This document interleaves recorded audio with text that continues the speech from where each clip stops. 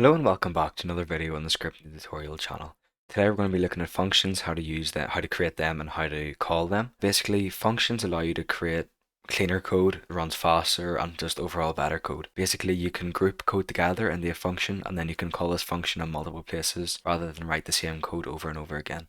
Functions can be quite a difficult concept to grasp, so I'm going to simplify it as much as possible. And they actually get a lot more complicated, so I'm going to leave a link to a Script Hub tutorial that somebody else wrote, and it goes a lot more in depth. So let's get right into the code. We create a function by using the syntax function and then function name, and then we close the parentheses. And then we need to put a colon, then indent. We can basically just do that.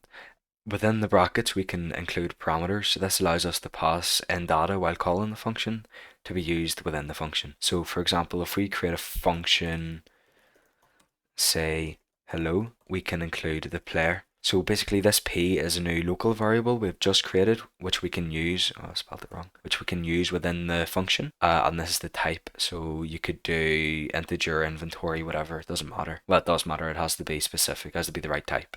Now, and just say we want to broadcast hello, and then we can use this local variable here, so hello player. And now to call a function, we're just going to use a command hello. Let's create a command. All we need to do to call a function, we just say its name, say hello, and then if there's any parameters, we have to pass in the parameters. So hello player, so this player will be whoever runs the command. It'll be passed into here, say hello, whoever runs the command, and then I'll say broadcast and use this variable. Let's save that code. Hello 1C7.